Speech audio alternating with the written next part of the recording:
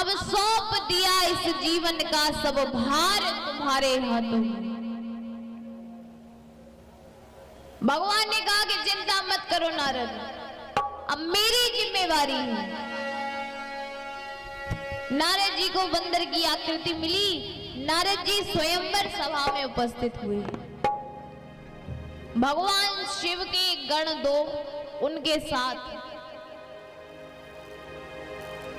तुलसीदास जी महाराज बड़ा अद्भुत चित्र खींचते हैं। करही कूट नारदई सुनाई, नीक दीन हरि सुंदरताई।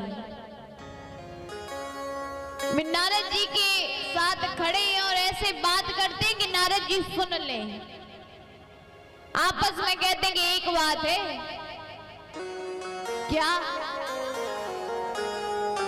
दूसरा कहता कि इनके जैसा सुंदर कोई नहीं।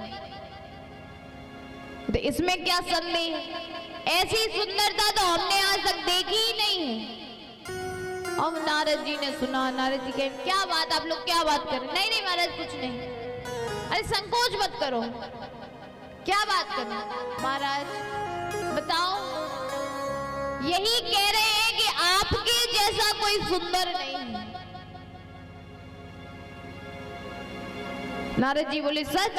बोले हाँ महाराज, ऐसी सुंदरता तो हमने आज तक देखी ही नहीं है। प्रशंसा व्यक्ति को प्रिय होती है। नारद जी को भी प्रशंसा इतनी अच्छी लगी कि रुद्रगणों को पास में बिठा लिया। आओ इधर बैठो। अभी आसपास बैठे हैं। अब आपस में कहते हैं एक बात है, कितने भी महिपाल इकट्ठे हुए हो, विवाह तो नारद जी का ही होगा। नारद जी कहने लगे सच? बोले हाँ महाराज, आप बैठे रहिए, आपके समान यहां कोई दूसरा है ही नहीं। नारद जी कहने लगे कि सुंदरता देने वाला अद्वितीय है, इसलिए उसकी दी हुई सुंदरता अद्वितीय है। रुद्रगण बोले वही हम कहें, ऐसी वैसी जगह से तो ऐसी सुंदरता मिल ही नहीं सकती।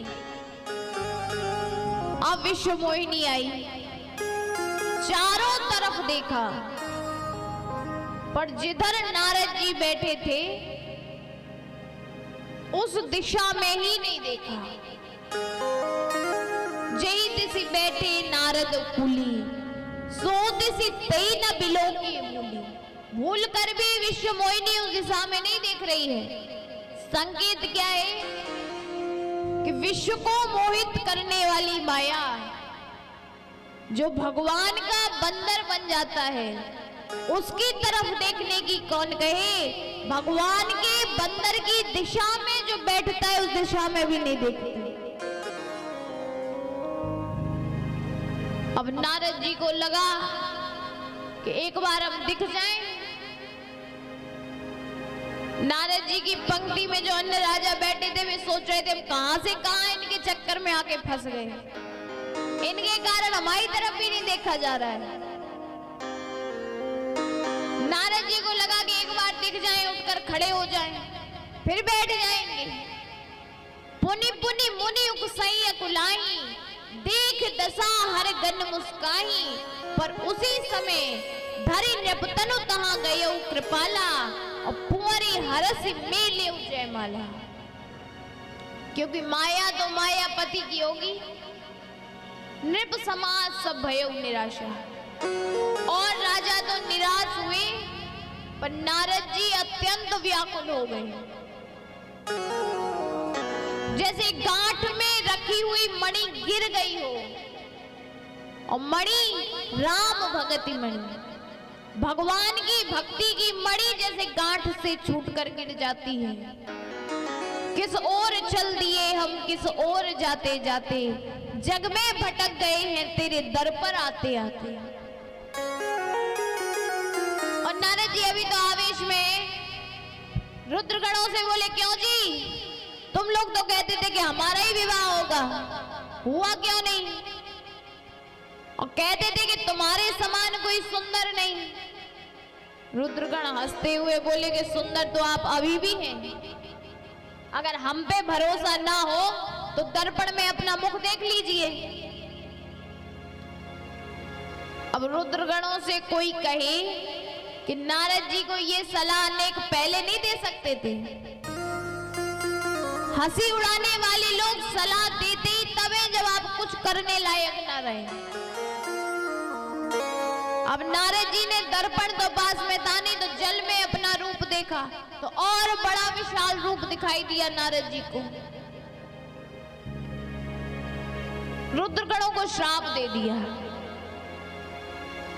हो निशाचर जाए तुम कपटी पापी दो, राक्षस हो जाओ। दोनों कांपने लगे, बोले महाराज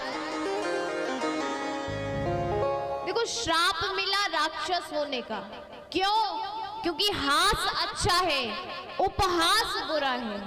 जीवन में हास तो हो, उल्लास तो हो, पर किसी का उपहास ना हो। ये तो पर पीड़न रति है, दूसरे को सताकर सुख पाना। जीवन में राक्षसत्व आ जाएगा अगर हम किसी का उपहास करेंगे तो।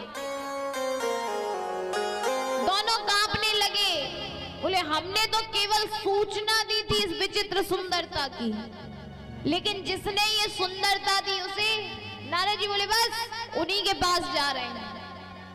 तुलसीदास जी महाराज लिखते हैं, फरकते अधर कोप मन माही, फरकते अधर कोप मन माही, फरकते अधर कोप मन माही,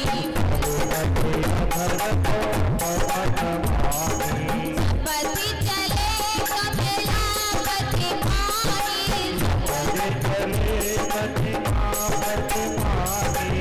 पति चले कमलापति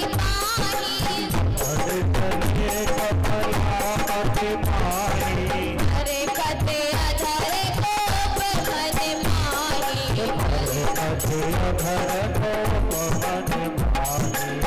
भगवान रास्ते में मिल गए, बीच ही पंथ मिले धनुधारी।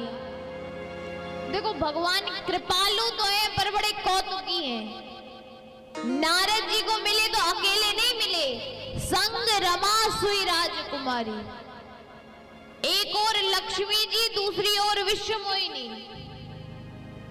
नारद जी को लगा वाह, हमारा एक विवाह नहीं होने दिया और स्वयं दो दो को लिए खड़े हैं। कौतुकी है भगवान। और नारद जी की ओर मुस्कुराकर बोली, मुनि कहां चले बिकल की नाई। महाराज कुछ परेशान दिख रहे, कहां जा रहे हैं? नारद जी को लगा कि जले पर नमक। नारद जी बोले बस तुम्हारे ही पास आ रहे हैं। बोले हमारे लायक कोई सेवा? नारद जी बोले सो तो आप कर चुके, अब मुझे करनी है। और लगे नारद जी भगवान को गालियां देने। स्वार्थी कुटिल कपटी, स्वार्थ साधक कुटिल, तुम सदा कपट व्यवहार। भगवान मुस्कुराते रहे। नारद जी ने कहा कि बड़े ढीठ हो, हम गालियां दे रहे फिर भी हंस रहे हो। भगवान कहने लगे कि देखो ऐसी लोक रीति है कि विवाह में प्रेम की गालियां दी जाती हैं। अभी अभी हमारा विवाह हुआ, वहां किसी ने गाली दी नहीं, यहाँ तुम आकर हमें गालियां दे रहे हो, हम समझ रहे हैं कि हमारा विवाह ही हो रहा है। अब तो नारद जी का क्रोध और बढ़ा। बोले जानते तुम ऐसा क्यों करते हो? परम स्वतंत्र ना सिर पर कोई, परम स्वतंत्र ना सिर पर कोई, परम स्वतंत्र ना सिर पर कोई, परम स्वतंत्र ना सिर पर कोई। बोले बड़े स्वतंत्र हो, तुम्हारे सिर पे कोई नहीं, इसलिए जो मन में आता सो करते हो। तो भगवान से बड़ा कोई कुछ है तो है नहीं, कोई कुछ कहने वाला नहीं भगवान से, इसलिए जो तुम्हारे मन में आता सो करते हो। नारद जी बोले तो सिर पर किसे बिठा लें? भगवान कहते सिर पर किसे बिठा ले? नारद जी बोले मैं श्राप दे रहा हूं। भगवान बोले अब मत कहना कि न सिर पर कोई। क्यों? बोले अब तो सिर पर बैठ गया है। कौन? श्राप शीस धरि हरसिहिय प्रभु बहु विनती की। भगवान ने नारद जी का श्राप सिरोधार्य कर लिया। कम्मा दयालु शरणम ब्रजे में।